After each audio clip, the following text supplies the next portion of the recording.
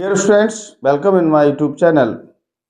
आज हम आपको इंटरमीडिएट प्री बोर्ड के लिए एक यूट्यूब पर बहुत वायरल पेपर है जिसका नंबर है 324 BBV। बहुत वायरल है। ये बताया जा रहा है कि ये पेपर यूपी बोर्ड में कुछ सेंटर पर हो चुका है और जो बाकी सेंटर रह गए हैं उन पे होने की उम्मीद है। तो मैंने बच्चों ने कहा कि सर आप हो सके तो इस पेपर को करा दें। तो मैंने सोचा कि क्यों ना क्लास के अलावा अपने चैनल पर पढ़ाया जाए, जिससे बच्चे क्लास के भी सेटिस्फाइड हो सकें और आप सभी जो लोग हमारे चैनल से जुड़े हैं, जो हमारे सब्सक्राइबर हैं, तो उनको भी इसका लाभ मिल सके है। तो चलिए मैं स्टार्ट करता हूं बिना किसी देरी के। देखिए, सबसे पहले जो क्वेश्चन है इसमें 5 ऑब्जेक्टिव क्वेश्चन आते हैं, यानी कि बहुविकल्पीय। तो पहला ऑब्जेक्टिव है, इसमें कह रहा है यदि किसी समतल का पार्ट है, क्वेश्चन नंबर का है पहले का, यदि किसी समतल में स्थित समस्त रेखाएं आपस में एक दूसरे के लंबवत हैं तो ऐसी रेखाएं कैसी होंगी। मतलब कैसी, कि ये संबंध कैसा होगा। अगर दो रेखाएं एक दूसरे से कैसी हैं, परपेंडिकुलर हैं, तो बताइए ये संबंध कैसा होगा। स्वतुल्य होगा, सममित होगा, संक्रामक होगा या तुल्यता संबंध होगा। तो डियर स्टूडेंट्स, क्वेश्चन नंबर 1 का पार्ट है। तो देखिए, मान लीजिए एक लाइन ये है और एक लाइन ये है, ये एक दूसरे पर परपेंडिकुलर है और आपको मालूम है कि स्वतुल्य सेम, तो ये लाइन इसके सेम नहीं हो सकती, तो स्वतुल्य तो है नहीं। सममित का मतलब है कोई चीज जैसे 1 2 किसी में आ रहा है तो 2 1 भी आ रहा है, रिपलट के आ रहा है। तो ये लाइन अगर इस पे लंब है तो ये भी इस पे लंब है। इसका मतलब ये कैसा संबंध है, सममित। तो इसका आंसर सेकंड ठीक है, ये फलन आपका सममित फलन है। कौन सा है बेटा, इसका आंसर जो है वो सेकंड वाला ठीक है, जिसमें कहा जा रहा है सममित है। कैसा है, सममित है। ठीक है। चलिए डियर स्टूडेंट्स, अब खा पार्ट पे आते हैं।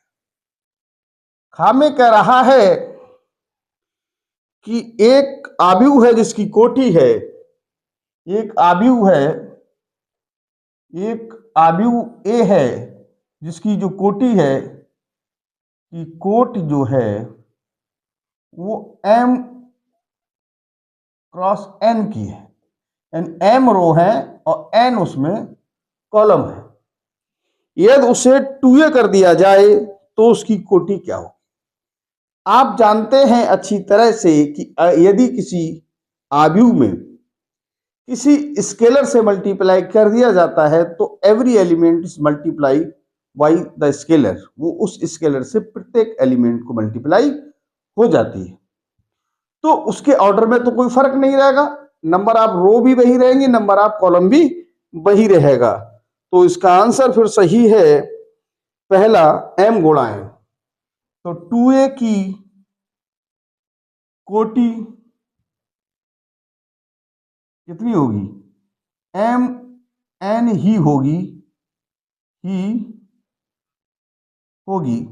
यानी इसका मतलब है कि आपका आंसर इसमें सही है पहले वाला, m गुणा n। चलिए, तो डियर स्टूडेंट्स, अब अगले क्वेश्चन की ओर बढ़ते हैं अपन।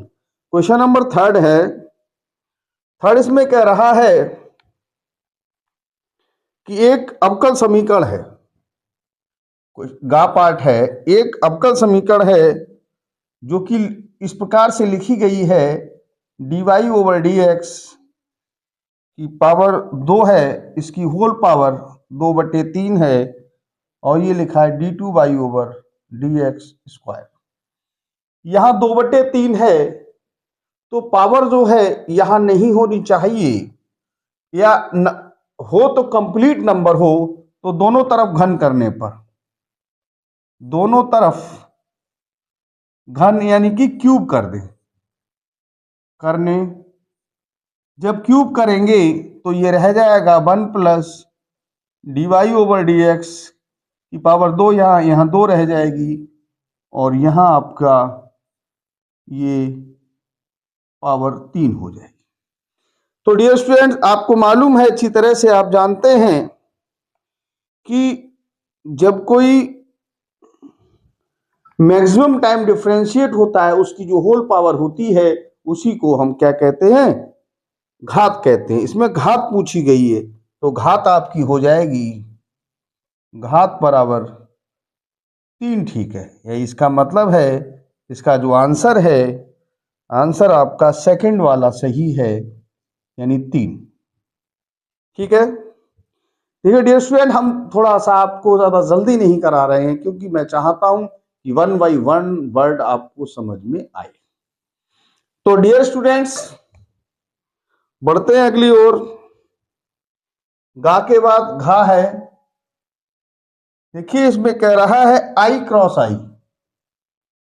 Cross i minus j dot j plus k dot k. इसमें कह रहा है इसका मान क्या होगा। देखिए ये क्रॉस है, याद रखिए आप लोग, क्रॉस होता है, क्रॉस की वैल्यू 0 होती है क्योंकि आपको मालूम है क्रॉस बी बराबर होता है ए बी साइन थीटा और एन कैप। तो यहां साइन है और आई क्रॉस आई के बीच एंगल 0 हो जाएगा, इसलिए आप कह सकते हैं कि ये 0 है। डॉट में आई डॉट जे डॉट जे है, सॉरी जे डॉट जे है, तो इसकी वैल्यू 1 हो जाएगी, इसकी वैल्यू 1 हो जाएगी। इसका मतलब आंसर आपका 0 हो जाएगा। इसमें आंसर जो है थर्ड वाला सही है।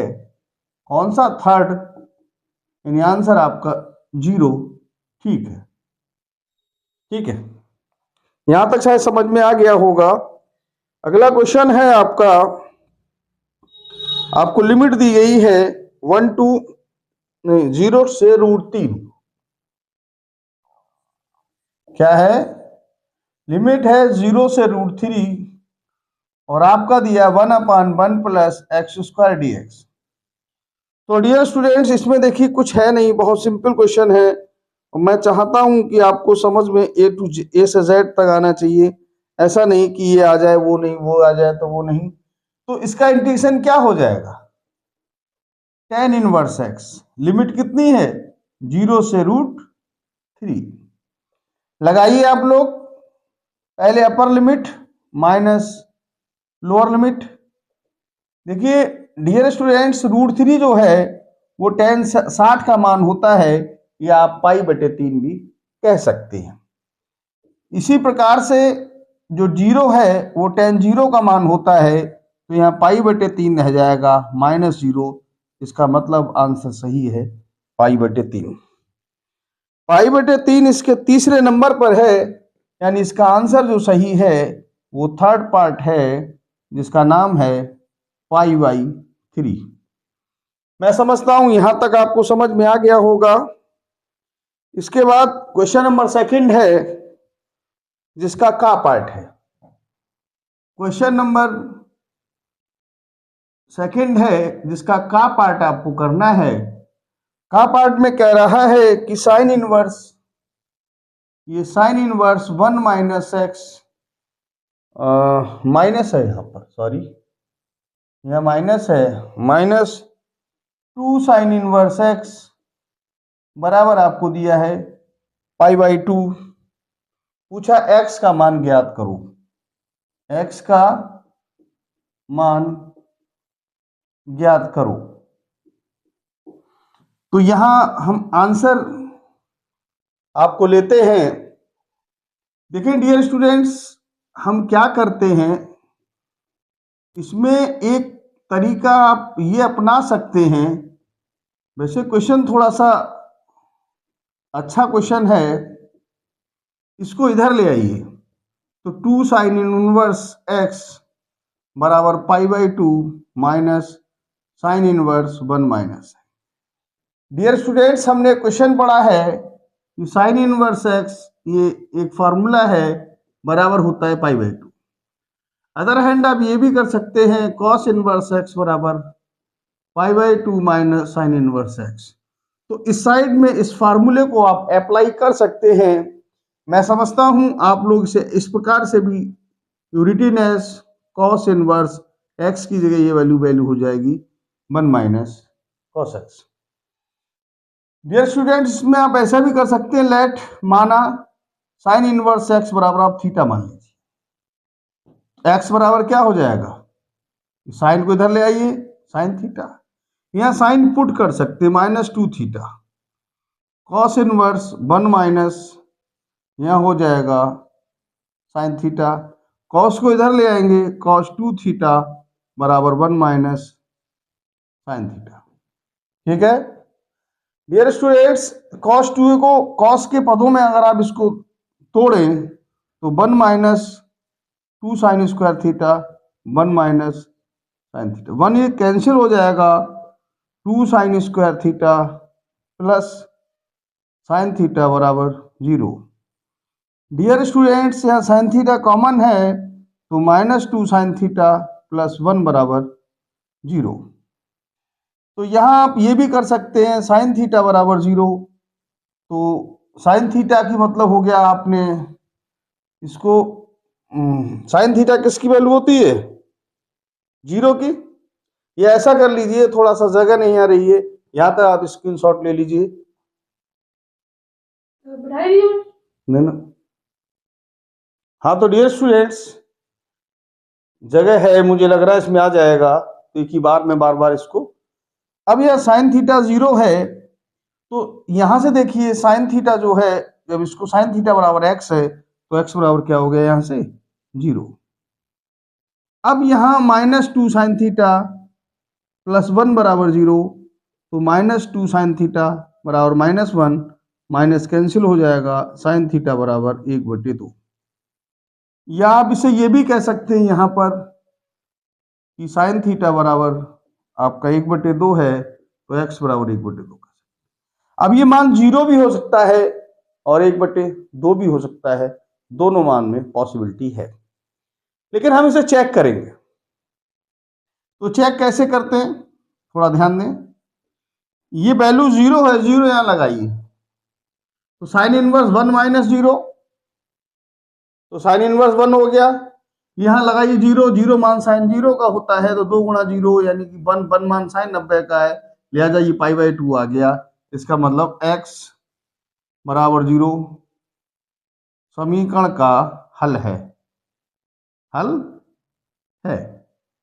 1/2 लगाइए, यहां लगाइए 1/2, 1/2 है तो 1 माइनस 1/2 यानी 1/2 रह जाएगा। 1/2 मान साइन 30 का होता है, तो साइन इनवर्स 1/2 यानी साइन से साइन 30 हो गया। यहाँ लगाइए 1/2 साइन 30 का मान होता है, और 2 गुणा 30 60 रह जाएगा, और 30 माइनस 60 फिर -30 आ जाएगा, यानी -पाई/2 नहीं आएगा। तो यहाँ लिख दीजिए जबकि x बराबर 1/2 समीकरण को संतुष्ट नहीं करता है, नहीं करता है, अतः यह हल नहीं है, ये हल नहीं है। ठीक है, आ गया तो बार बार उसमें समय काहे को खराब किया जाता। तो यहां तक आप इसका स्क्रीनशॉट ले सकते हैं। हाँ तो डियर स्टूडेंट्स, अब अपन नेक्स्ट क्वेश्चन है कि सिद्ध कीजिए कि किसी वर्ग आव्यूह ए के लिए a प्लस c डैश एक सममित आव्यूह होता है। तो डियर स्टूडेंट्स, क्वेश्चन बहुत अच्छा है। चलिए, इसका दूसरा पार्ट है, ये शायद खा पार्ट होगा। देखिए, एक वर्ग आव्यूह है। कैसा आव्यूह है, वर्ग आव्यूह है। तो आपको प्रूफ करना है कि a प्लस a डैश एक सममित आव्यूह है, सममित आव्यूह है। चलिए, कोई दिक्कत नहीं, हम कोशिश करते हैं आपको समझाने की। डियर स्टूडेंट्स, मान लीजिए, माना a प्लस ए डैश बराबर मान लीजिए p, माना a प्लस ए डैश एक p आ गई, मान लीजिए। चलिए मैं p डैश निकालता हूं, तो p डैश क्या होगा, इस पे डैश मार देंगे। और आपने पढ़ा है कि यदि a प्लस बी का होल डैश ए डैश और बी डैश के बराबर होता है, तो डियर स्टूडेंट्स, जैसे आपने ये प्रूव भी करवाया कई जगह कि मान लीजिए यहाँ a है और यहाँ b है, इसका डैश है, तो ए बी के होल डैश के बराबर होता है ये इसका। तो यहाँ आप कर सकते हो कि ए डैश हो जाएगा और ए डैश का होल डैश, ठीक है। तो यहां तक मैं समझता हूं आपको समझ में आ रहा होगा। तो डियर स्टूडेंट्स, यहां पे चाहे लिख सकते हैं, यहां पे लिख दिए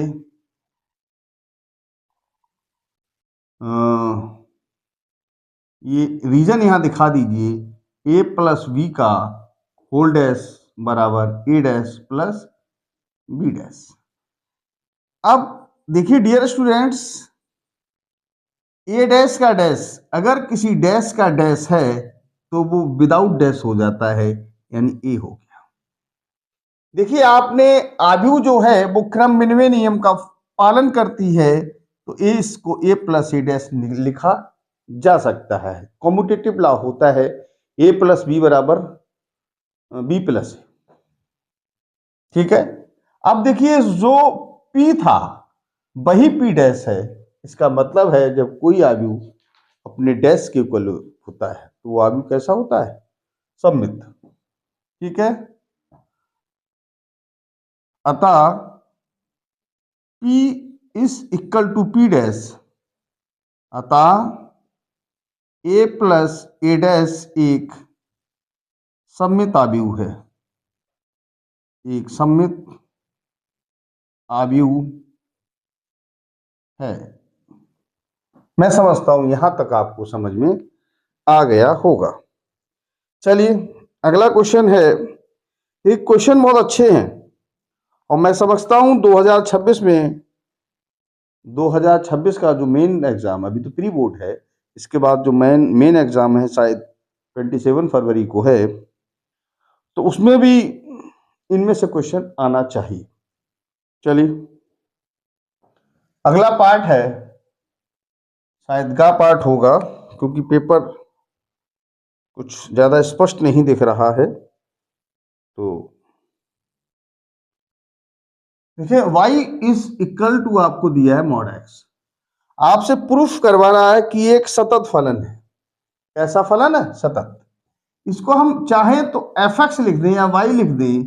देखिए ये मॉड x है, मापांक फलन है, तो इसकी वैल्यू x भी हो सकती है और माइनस x भी हो सकती है। अगर ये वैल्यू x है तो if x is greater than and equal to 0, जब ये वैल्यू x होगी तो इसका मान 0 या 0 से बड़ा होगा। अगर ये वैल्यू माइनस x होगी उस केसेस में x से छोटा होगा 0 से। तो सतत शो कराने के लिए हमें यहां सॉल्यूशन में देखें आप लोग, सबसे पहले तो हम x बराबर 0 पर बात करें, तो 0 पर फलन ये है तो f0 बराबर 0, यानी ये वैल्यू यहां 0। अब हम लेंगे लेफ्ट हैंड लिमिट, तो यहां लिखेंगे लिमिट h टेंड्स टू 0, जो फंक्शन है उसमें 0 में से h घटा देंगे।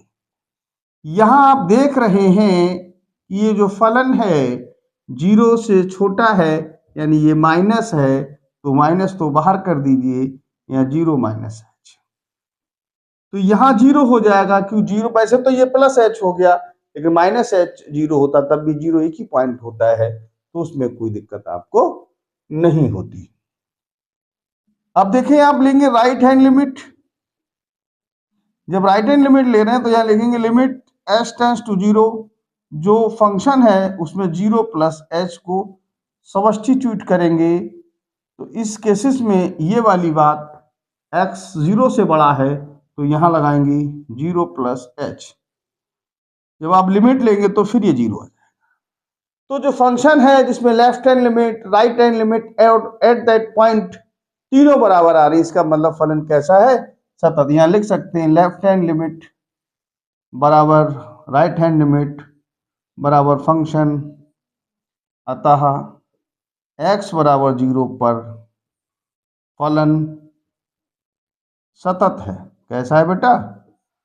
सतत है, यानी function is continuous at that point. अगला क्वेश्चन है कॉस रूट एक्स। घा पार्ट होगा इसका, y बराबर दिया कॉस रूट एक्स का एक्स एक्स के साथ अवकलन कीजिए। तो हम यहां लिखेंगे differentiation with respect to x। Now this is dy over dx and here d over dx cos root x। cos इसको हम x कंसीडर कर सकते हैं, रूट x को, तो cos x का क्या होता है? Minus sine x। और ये x नहीं है इसलिए मैंने आपको पढ़ाया है कई बार, इसका दोबारा होगा रूट x या 1/2 पावर लिख लें तो साइन रूट x। पावर आगे पावर में से एक लेस हो जाएगा और उस केसेस में 1/2 x की पावर -1/2 रह जाएगी और ये साइन रूट x है, 2 यहाँ है, जब ये पावर नीचे आएगी तो प्लस की हो जाएगी। आप रूट में इसको लिख सकते हैं, तो dy/dx बराबर आपका जो आंसर है वो हो जाएगा माइनस साइन रूट x अपन 2 रूट x। तो यहाँ तक मैं समझता हूँ आपको समझ में आया होगा, आप इसका स्क्रीनशॉट ले सकते हैं। हाँ तो प्रिय छात्रों, इसी का नेक्स्ट क्वेश्चन है का खा गा घा ड़। इसमें दिया है आपको बहुत सिंपल क्वेश्चन, कह रहा है log x का समाकलन कीजिए। आई बराबर मान लीजिए log x into 1 into d x के लिए आपने पढ़ा होगा आइलेट। आइलेट हमने आपको ILATE LAT I for inverse function, L for log, A for algebra, T for trigonometrical, E for exponential. तो जब डबल फंक्शन होता है तो L पहले आता है, यानी लॉग पहले आएगा और 1 मान लिया, अब अलजेब्रा है तो ये उसके बाद आएगा, तो 1 इंटू बात वही है, तो पहले वाला ऐसी होता है। दूसरे वाले का इंटीग्रेशन माइनस पहले वाले का डिफरेंशिएशन, दूसरे वाले का इंटीग्रेशन और होल इंटीग्रेशन। देखिए ये log x लिखा है, इसका x हो जाएगा log x का 1/x होता है, इसका x हो जाएगा और dx। देखें डियर स्टूडेंट, इसको x log x लिखा जा सकता है, x कैंसिल हो जाएगा 1 dx और यहाँ पर x log x, x 1 का x होगा प्लस ये आपका आंसर हो जाएगा। देखिए डियर स्टूडेंट, अब क्वेश्चन जो है अगले क्वेश्चन की, क्वेश्चन नंबर 3 की ओर बढ़ते हैं अपन लोग। क्वेश्चन नंबर 3 कुछ इस तरह कह रहा है, देखिए क्वेश्चन नंबर 3 है, 3 में कहा गया है, इसमें 3 नंबर क्वेश्चन है। देखिए डियर स्टूडेंट्स, 3 नंबर जो क्वेश्चन है उसमें कह रहा है, 1 मिनट, क्वेश्चन भी खो जाता है बार बार।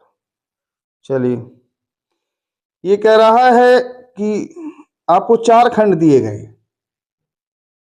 चलिए यहां पर ले लेते, क्वेश्चन नंबर 3 का पार्ट है इंटीग्रेशन e की पावर 2x माइनस e की पावर -2x ओवर e की पावर 2x प्लस e की पावर -2x dx। इसको इंटीग्रेट करना है, कोई नहीं, आप लोग लेट कर लें नीचे वाली चीज को, e की पावर 2x, e की पावर -2x बराबर t। e की पावर 2x का 2 दो और रह जाएगा, 2x का दोबारा होगा ई की पावर -2x और -2 और हो जाएगा और यहाँ लिख जाएंगे dx और यहाँ पर dt। दो कॉमन है, ई की पावर 2x माइनस ई की पावर -2x dx बराबर dt। ई की पावर 2x माइनस ई की पावर -2x dx बराबर dt बटे 2। तो डियर स्टूडेंट जब से t मानेंगे तो ऊपर वाली चीज dt/2 हो जाएगी। तो इस केसेस में आप 1/2 dt कर सकते हैं और यहाँ पर t 1/2 बाहर आ जाएगा और 1/t का log t हो जाएगा plus c। Now here putting the value of t की वैल्यू है e की पावर 2x प्लस e की पावर -2x प्लस c, ये आपका आंसर हो जाएगा। अगला क्वेश्चन है डिफरेंशियल इक्वेशन है ये, इससे है खा पार्ट है। देखिए क्वेश्चन बहुत सिंपल है, बहुत अच्छे हैं और मैं आपको बहुत विधिवत रूप से कराने का प्रयास कर रहा हूं। मैं ये चाहता हूं क्वेश्चन आपको बहुत बढ़िया करके समझ में आए। dy और dx plus 3y is equal to e की पावर -2x। करा व्यापक हल ज्ञात कीजिए। तो यहां आप लिख सकते हो, यहां आपको मालूम है ये लीनियर डिफरेंशियल इक्वेशन है। इसमें dy बाई विदाउट बाई, तो यहाँ p की जगह है 3 और q की जगह है e की पावर -2x। एक इंटीग्रल फैक्टर होता है जो होता है e की पावर p dx, e की पावर 3 dx और ज्यादा करें तो 3 बाहर करने 1 dx और 1 का इंटीग्रेशन x होता है तो e की पावर 3x हो गया। अब इसका जो कंप्लीट सॉल्यूशन होता है, संपूर्ण हल होता है, वो होता है y इंटू आई एफ बराबर q into I F dx plus c। Here IF is e की पावर 3x, q e की पावर -2x, e की power 3x dx plus c। देखें डियर स्टूडेंट्स, ये पावर ऐड हो जाएंगी और इस केसेस में e की पावर x dx रह जाएगा प्लस c, e की पावर 3x, e की पावर x प्लस c। ये भी आंसर ठीक है। आप चाहें तो अगर y बराबर यहाँ करना चाहते हैं तो e की पावर 2x अपॉन e की power 3x plus c upon e की पावर 3x। अब ये ऊपर ले जाएंगे तो पावर इसमें से लेस होगी, नहीं सॉरी x है यहाँ पर, तो जब ऊपर जाएगा तो e की पावर रह जाएगा -2x और c तो है ही e की पावर माइनस का 3x। ये इसका आंसर हो जाएगा। देख लेना कैलकुलेशन में कोई मिस्टेक ना हो। मैं समझता हूं कि कैलकुलेशन ठीक है और यहां तक आप चाहें ये भी आंसर ठीक है यहाँ, और यहां तक आप आंसर इसका लिख सकते हैं। e की पावर x जब ऊपर जाएगी तो माइनस होकर फिर ये हो जाएगा, ठीक लिखा है। यहां तक आप इसका स्क्रीनशॉट ले लें। हाँ तो डियर स्टूडेंट्स अगला क्वेश्चन है गा। देखिए गा पार्ट आपको दिया गया है। ये कह रहा है कि एक वेक्टर है, उसका जो मापांक है वो 2 है। दूसरा वेक्टर भी है, उसका मापांक जो है वो 3 है। आपसे कह रहा है यदि a डॉट b 4 है, वेक्टर a डॉट b आपको 4 दिया है, तो आपसे ये पूछ रहा है a माइनस b का मॉड ज्ञात कीजिए। इसको ये चाहता है। कोई टेंशन नहीं है, आप सॉल्यूशन में देखें। डियर स्टूडेंट्स अगर हम ये लिख दें vector a minus vector b का मॉड, तो मैं समझता हूं आप कहेंगे सर इसको ऐसे करके आप लिख सकते हैं, क्योंकि ये एक स्केलर प्रोडक्ट है तो a डॉट मॉड स्क्वायर, तो बात वही है। तो क्योंकि ये स्केलर की प्रॉपर्टी होती है, चलिए मल्टीप्लाई कराते हैं। a dot a minus a dot b minus b dot a और minus minus plus b dot. Mod a को, इसको वेक्टर ए का स्क्वायर भी कर सकते हैं, ए डॉट बी है, इसको आप ए डॉट ए बी कर सकते हैं, क्योंकि ये स्केलर प्रोडक्ट जो है वो कम्यूटेटिव लॉ ऑफ मल्टीप्लिकेशन का फॉलो करता है, यानी A dot B dot A के बराबर होता है, लेकिन वेक्टर प्रोडक्ट में ऐसा नहीं कर सकते आप। इसको हम चाहें तो लिख दें वेक्टर बी का स्क्वायर। देखिए किसी स्क्वायर जो है, जब किसी वेक्टर का स्क्वायर कर तो वो मॉड बन जाता है, तो इसका मतलब इसके ये भी लिख सकते हैं स्क्वायर, ये 2a dot B plus vector mod B का स्क्वायर। देखिए ये भी स्क्वायर है, जब खोलेंगे तो a डॉट ए का स्क्वायर बी का स्क्वायर, तो इसको ये भी लिखा जा सकता है a माइनस बी का स्क्वायर। इसकी वैल्यू आपके पास 2 है और इसकी वैल्यू 4 है। एक मिनट, सिंगल दिया तो इसका स्क्वायर करना पड़ेगा, और बी का आपको दिया है 3, तो 3 का स्क्वायर। 2 दूनी 4, 4 दूनी 8 और 3 तिया 9, तो ये आपका रह गया फिर 5, यानी a माइनस बी के मॉड का जो स्क्वायर है वो कितना 5 हो जाएगा, तो a माइनस बी का मॉड √5 हो जाएगा।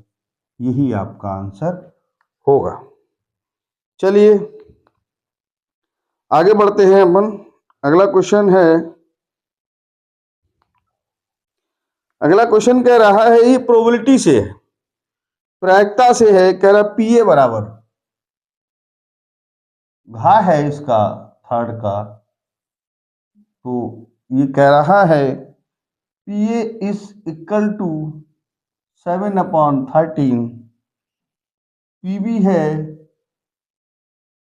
9/13 और पी ए इंटरसेक्शन भी है, वो आपको दिया है 4/13। आपसे इन्होंने पूछा है पी ए गिवन बी, ये आपको फाइंड आउट करना है। तो डियर स्टूडेंट्स, आप इसका जब सॉल्यूशन लिखेंगे तो कोई टेंशन नहीं है, पी बी बटे बराबर फार्मूला होता है P A intersection B upon P B. This value is 4/13 and pb here 9/13, 13 is cancel out, here remaining 4/9, तो पी ए अपॉन बी जो आंसर है वो हो जाएगा 4/9। मैं समझता हूं यहां तक आपको समझ में आ गया होगा, आप इसका स्क्रीनशॉट ले सकते हैं। हाँ तो डियर स्टूडेंट्स, क्वेश्चन नंबर 4 है, जिसके आपको 4 पार्ट है, और ये प्रत्येक क्वेश्चन 2 नंबर का है। आपसे कह रहा है क्वेश्चन नंबर 4 का है, क्वेश्चन नंबर 4 का पार्ट है। यहां तक बेटा सीन है यहां तक? चलिए कोई दिक्कत नहीं, हम छोड़ देते हैं। चलिए, कह रहा फंक्शन जो such that R2R, function R2R given है, आपसे कह रहा है कि द्वारा सिद्ध कीजिए फंक्शन व्युत्क्रमणीय है। आपको दिया है f(x) बराबर 4x + 3 for all x belongs to R, यानी x जो है फॉर ऑल का साइन होता है, या फॉर एवरी कहते हैं, उल्टी ये बना देना इस प्रकार से, ये फॉर ऑल या for every, EVERY for every, यानी प्रत्येक के लिए कह रहा है f, प्रत्येक के लिए x जो है वो R में बिलोंग करती है। R मतलब रियल नंबर, ठीक है। चलिए, तो कह रहा है ये फंक्शन व्युत्क्रमणीय है। देखिए कोई फंक्शन व्युत्क्रमणीय है या नहीं है, तो उसके लिए अगर वो फंक्शन 1 1 या ऑन टू है, इसमें इसे पूछा है व्युत्क्रमणीय है या नहीं है, सिद्ध करिए व्युत्क्रमणीय है, ये नहीं पूछा कि आप इसका इनवर्स ज्ञात कीजिए, केवल दिस फंक्शन इज इन्वर्टेबल और नॉट, यानी इनवर्स इसका ज्ञात हो सकता है या नहीं हो सकता है। चलिए देखते हैं, सॉल्यूशन देखते हैं। तो सॉल्यूशन में आपको दिया है एफ एक्स बराबर 4x प्लस 3। डियर स्टूडेंट्स, इसका एक तरीका, वैसे तो हम स्ट्रक्चर बना के भी कर सकते हैं, लेकिन इसका एक और तरीका अच्छा है। लेट x1 बा x2 इस प्रकार है, इस प्रकार है कि, यानी दोनों ऐसे कैसे हैं कि x1 रखने पर x2 रखने पर दोनों मान इक्वल आते हैं, हमने ऐसा मान लिया। तो इसका मतलब जानते हैं क्या होता है, मैनी वन, यानी कि जैसे ये दो हैं, यहां x1 रखा ये आ रहा, ये x2 रखा तो ये आ रहा, यानी एक ही मान, इसका मतलब मैनी वन। लेकिन हमने अभी बताया आपको कोई इनवर्स अगर है उसका इनवर्स तो उसे 1 1 और ऑन टू होना पड़ेगा।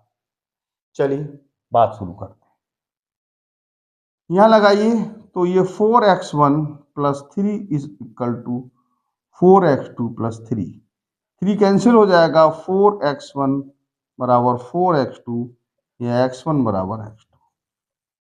इसका मतलब क्या हुआ कि इस रखने पर ये वैल्यू आएगी, इस रखने पर, लेकिन ये दोनों सेम हो, इसका मतलब एक पर एक, इसका मतलब ये फलन कैसा हो गया, 1 1।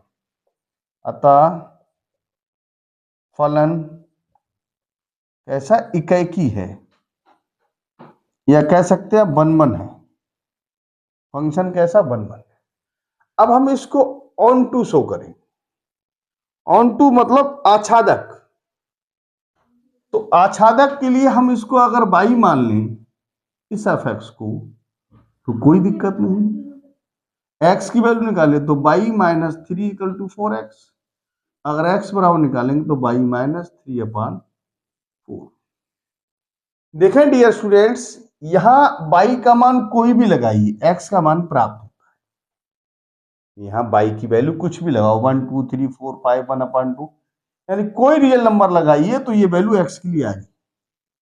इसका मतलब है कि जो इधर वाला खाना है बाई वाला, इसमें कुछ भी लगाइए उसके लिए यहां मान है, यानी प्रत्येक सह प्रांत के लिए, प्रत्येक इमेज के लिए प्री इमेज है।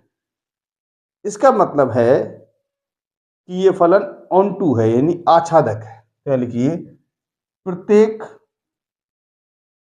y के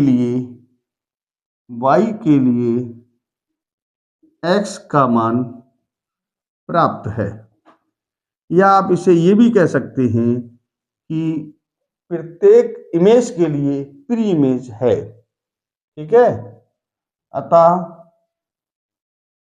फलन आच्छादक है, छादक है। जब ये फलन आच्छादक है इसका मतलब क्या, व्युत्क्रमणीय है। अतः फलन व्युत्क्रमणीय, बड़ा हिंदी अलग टाइप की, व्युत्क्रमणीय भाई, व्युत्क्रमणीय, अतः फलन व्युत्क्रमणीय है। ठीक है, तो मैं समझता हूं यहां तक आपको समझ में आ गया होगा। इसका खा पार्ट लेते हैं, कौन सा पार्ट है, खा। खा कह रहा है इसका कि कॉट इनवर्स बराबर 1/√x² माइनस 1। तो डियर स्टूडेंट्स, बहुत सिंपल क्वेश्चन है। लेट x बराबर मान लीजिए आप sec theta, cot inverse 1/sec² theta minus 1, और sec² x माइनस 1 होता है tan स्क्वायर, रूट में तो tan रह जाएगा, तो cot inverse 1/tan theta, cot inverse, ये कॉट इनवर्स बराबर हो जाएगा कॉट थीटा, कॉट से कॉट कैंसिल, थीटा और थीटा की वैल्यू यहाँ से निकालिए तो हो जाएगी सेक इनवर्स एक्स। यही आपको इसका आंसर है या इसका सिंप्लीफिकेशन है। यहाँ तक आप नोट कर लीजिए। हाँ, तो डियर स्टूडेंट्स, नेक्स्ट क्वेश्चन है x की पावर है 2/3, ये गा पार्ट है इसका। x की पावर है 2/3 प्लस y की पावर है 2/3 बराबर a की पावर 2/3। तो आपको dy/dx को फाइंड आउट करना है। चलिए सॉल्यूशन लेते हैं इसका। x की पावर 2/3, y की पावर 2/3 बराबर a की पावर 2/3। यहाँ लिखते हैं DI/FF differentiation with respect to x। dy/dx दोनों तरफ लगा सकते हैं आप चाहें तो, कोई दिक्कत नहीं है। और यहाँ पर इस प्रकार से लगा दीजिए। इसका करिए पावर आगे और पावर में से एक लेस हो जाएगा। इसी प्रकार से पावर आगे और पावर में से, लेकिन ये x नहीं, यहाँ y है तो y का दोबारा होगा dy और dx, और यहाँ x नहीं है, कांस्टेंट है, इसलिए इसका 0 हो जाएगा। तो 2/3 y की पावर रह गया ये -1/3, यहाँ एलसीएम लेंगे तो -1/3 dy/dx बराबर -2/3 x की पावर -1/3। -1/3 पावर आ जाए, उधर जाए, इससे ही कैंसिल। dy/dx बराबर -x की पावर -1/3 और y की पावर -1/3। अगर इसको ऊपर ले जाएं तो y की पावर 1/3 और x को नीचे उतार लें, x की पावर 1/3। या इन आप ये भी कह सकते हैं कि -y/x की पावर 1/3, ये आंसर ज़्यादा ठीक रहेगा। चलिए अगला है घा पार्ट। कौन सा पार्ट है? घा। इसमें कह रहा है बिंदु दिए हैं 3। एक बिंदु ए है जो कह रहा है 2, 3 - 4, और दूसरा बिंदु है 1 - 2 और 3 है। तीसरा बिंदु है 6, 3, 8, 11। 3, 8 माइनस का 11 है। ए का है 2, 3 - 4 और 1 - 2, 3 और 3, 8 - 11। चलिए निकालते हैं हम एक AB के दिक् अनुपात। AB के दिक् अनुपात, इसके जब दिक् अनुपात निकालेंगे तो इसमें से इसे लेस करेंगे। 1 - 2 -2 -3 और 3 माइनस करेंगे तो +4 हो जाएगा। और ये दिक् अनुपात -1 -5 और ये हो गया 7। ठीक है। अब या इसको ये भी कह सकते A1 बराबर -1, B1 बराबर -5 और C1 बराबर 7। BC के दिक् अनुपात क्या निकालते हैं? BC के दिक् अनुपात कैसे निकालेंगे? सीधा लिख लो, A2 बराबर 3 - 1, वो 3 है। B2 बराबर 8 माइनस करिए तो +2 हो जाएगा। और C2 बराबर -11 -3, A2 बराबर 2, B2 बराबर 10 और C2 बराबर हो जाएगा -14। A1/A2 करिए, -1/2, B1/B2 करिए तो -5/10 यानी -1/2 और C1/C2 करिए, ये हो जाएगा 7/-14 यानी -1/2। यहाँ माइनस थोड़ा दूरी पे लिख दें तो डियर स्टूडेंट ये सब बराबर है, यानी A1/A2 बराबर B1/B2 बराबर C1/C2। अतः AB तथा BC कैसे हैं, समांतर है, समांतर है, यानी AB और BC समांतर। समांतर का मतलब जैसे इस प्रकार से। लेकिन एक बात बताइए, B तो दोनों में कॉमन है, परंतु B उभय, परंतु B उभयनिष्ठ है, अतः यह समांतर नहीं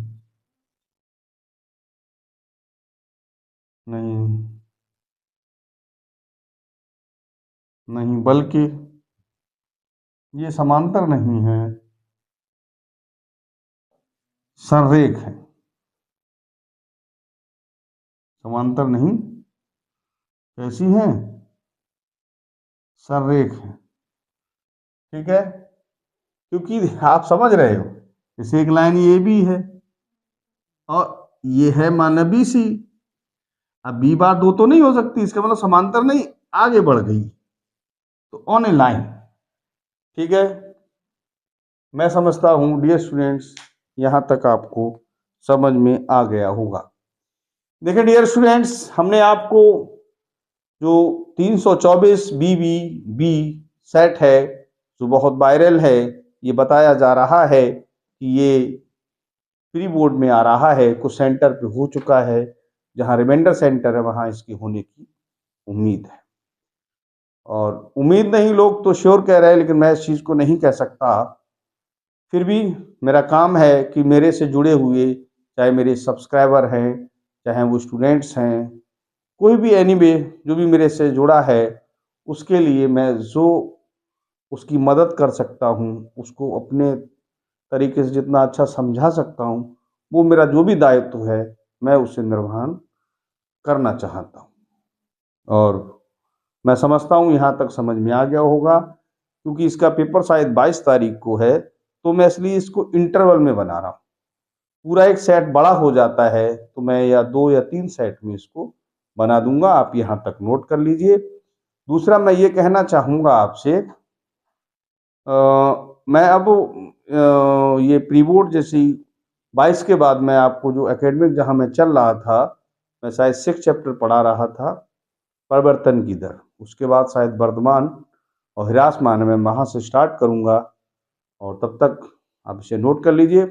अगर हमारा वीडियो अच्छा लगे तो लाइक करें, सब्सक्राइब करें और सभी मित्रों को बताएं। Thank you.